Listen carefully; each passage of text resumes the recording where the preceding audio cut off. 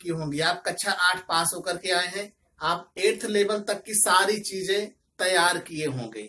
इसके बावजूद एक बार आपको फिर से हम बता दें कि आप लोग क्लास 8th से जब आप 9th में आए हैं तो कुछ चीजों का आप रिवीजन कर लीजिए।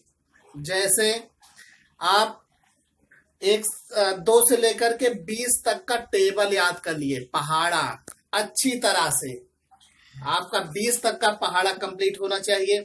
बॉड मास का प्रयोग, जो भी आप बॉड मास जानते होंगे, bracket of, multiply, division, bar bracket, इन सब का प्रयोग आप अच्छी तरह से सीख लीजिए। प्लस माइनस करने में कहीं भी आपको गड़बड़ी नहीं होनी चाहिए। डिवीजन आपका अच्छी तरह से सही होना चाहिए। डेसिमल का आप जो भी चीजें होती है, डिवीजन होता है, डेसिमल को भिन्न में बदलना होता है, इस सब चीजों को आप अच्छी तरह से एक बार फिर से रिवाइज कर लीजिए। अभी आप 9th में आए हैं, थोड़ा सा परिवर्तन है आपका 8th से लेकर के 9th के बीच में। तो क्लास 8 चूंकि आप पूरी तरह से पढ़ करके आए हुए हैं, तो हम ये जानते हैं कि आप क्लास 8th में जो पढ़े होंगे मैथ में, दैट वाज संख्या रेखा पढ़े होंगे। संख्या रेखा पर हम पूर्ण संख्याओं को, पूर्णांकों को, परिमेय संख्याओं को प्रदर्शित करना सीखे हैं। अब हम कक्षा जब 9 में पहुंच रहे हैं तो इन्हीं चीजों से हम शुरुआत करेंगे।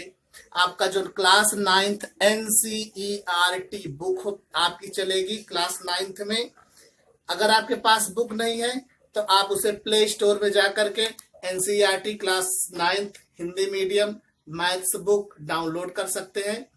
डाउनलोड करने के बाद अब आप जब पहले चैप्टर्स पर आएंगे, उस चैप्टर्स का नाम है आपका संख्या पद्धति।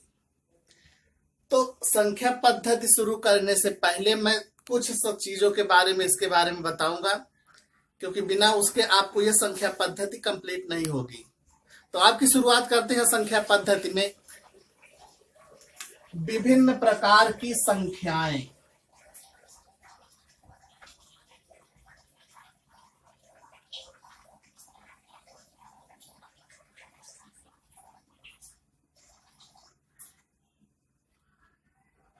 आप कई प्रकार की संख्याएं देखे होंगे, नाम तो बहुत जानते होंगे। सम संख्या हो गई, विषम संख्या हो गई, परिमेय संख्या हो गई, कई तरह की संख्याएं, पूर्णांक हो गया, पूर्ण संख्या हो गई, तरह तरह की संख्याओं को पढ़ा होगा। तो उन्हीं के बारे में आपको थोड़ा सा जानकारी देना है, जिसमें आपका हम शुरू करने चल रहे हैं। पर विभिन्न प्रकार की संख्याओं में आप शुरू करेंगे कि आखिर प्राकृतिक संख्या, प्राकृतिक संख्या किसे कहते हैं? जानते होंगे आप लोग प्राकृतिक संख्या किसे कहते हैं? जिन संख्याओं की गणना की जा सके, जानते होंगे, जिन संख्याओं की गणना की जा सके उन संख्याओं के समूह को हम प्राकृतिक संख्या कहते हैं। यानी जिन संख्याओं की गणना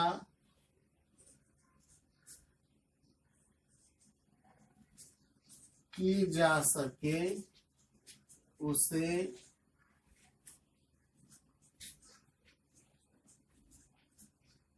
प्राकृतिक संख्या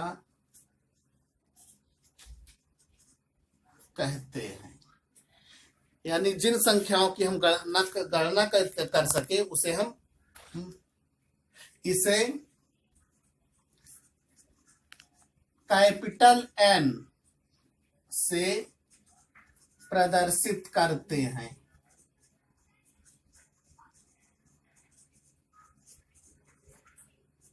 जैसे आपका हो गया, यानी प्राकृतिक संख्या को हम n से प्रदर्शित करते हैं। n आपका हो गया 1 2 3 4। यानी जिन संख्याओं की हम गणना कर सके उन संख्याओं को हम प्राकृतिक संख्याएं कहते हैं। सेकेंड इज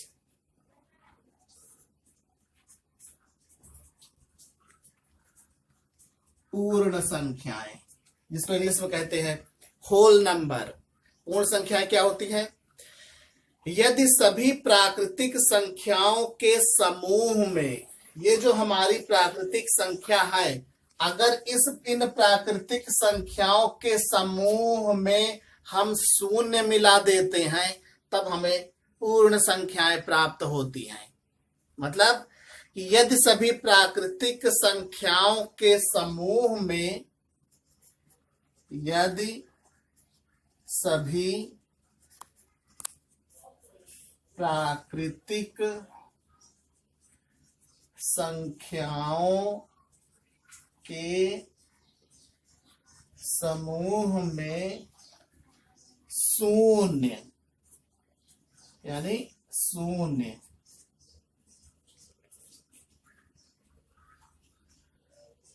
जोड़ दिया जाए तो पूर्ण संख्याएं प्राप्त हो जाती हैं। यानी प्राकृतिक संख्या में अगर हम शून्य को जोड़ दें तो हमारे पास जो मिलेगा वो हमारी क्या होगी? वो हमारी होगी पूर्ण संख्या। नाम ही है इसका। पूर्ण संख्या को इंग्लिश में कहते हैं whole number. Whole number is denoted by W. तो आपका हो जाएगा डब्ल्यू बराबर, लिख दो जिसे डब्ल्यू से प्रदर्शित करते हैं। यानी W बराबर हो जाएगा आपका 0, 1, 2, 3, 4, 5। यह हो गया हमारा होल नंबर। यानी प्राकृतिक संख्या और पूर्ण संख्या में जो अंतर होता है, प्राकृतिक संख्या 1 से प्रारंभ होती है और पूर्ण संख्या 0 से प्रारंभ होती है। ये दोनों ध्यान दीजिएगा। प्राकृतिक संख्या 1, 2, 3, 4 अप टू डॉट डॉट, और जो हमारी पूर्ण संख्या होती है वो 0 लेकर के जो प्रारंभ होती है वो हमारी पूर्ण संख्या कहलाती है। आगे आते हैं पूर्णांक। पूर्णांक को इंग्लिश में तो कहते हैं इंटीजर। इंटीजर यानी शून्य सहित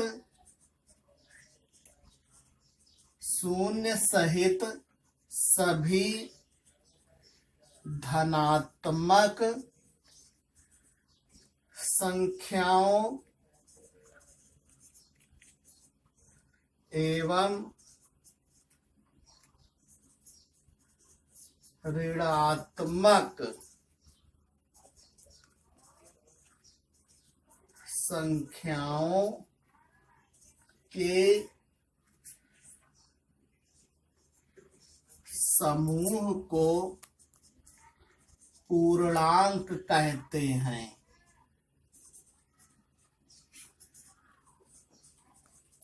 यानी सभी प्रकार की धनात्मक संख्या, सभी प्रकार की ऋणात्मक संख्या, वो भी 0 सहित, को हम पूर्णांक यानी इंटीजर कहते हैं। और इंटीजर इज स्टार्टेड बाय आई, तो इसलिए हम पूर्णांक को आई से यानी कैपिटल आई से प्रदर्शित करते हैं। इसे आई से प्रदर्शित करते हैं। इसलिए आई बराबर हो जाएगा आपका, यानी 0 सहित सभी धनात्मक एवं ऋणात्मक संख्या कोई भी ले लो, मतलब हम कहीं से भी शुरू करें, -5, -4, इधर जो भी आपका रहा हो, -3, -2, -1, 0, 1, 2, 3, 4, 5।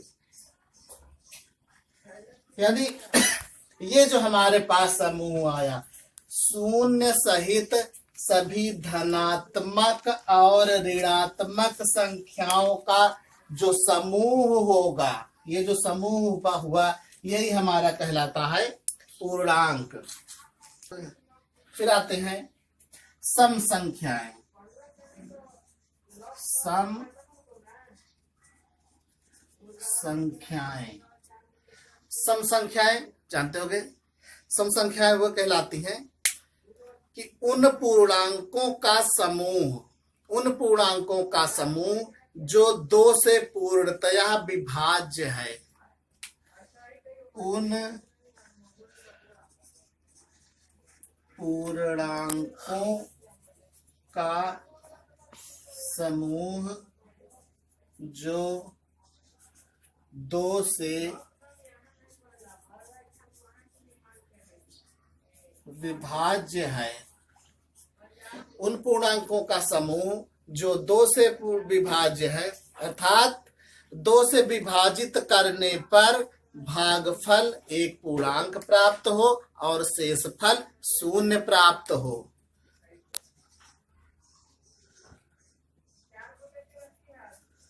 अर्थात 2 से विभाजित करने पर भागफल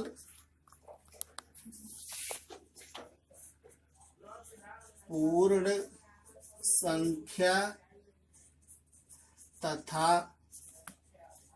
शेषफल 0 प्राप्त हो। इस प्रकार की संख्या को हम सम संख्या कहते हैं।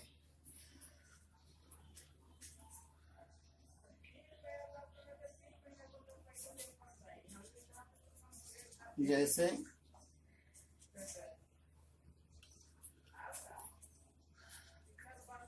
सम संख्याओं का समुच्चय कहते हैं। जैसे आपका हो जाएगा, मान लीजिए हो गया आपका -6, -4, -2, फिर आपका 2, 4, 6, 8, ये सब जो हमारे होते हैं ये सब हमारी सम संख्याएं कहलाती हैं।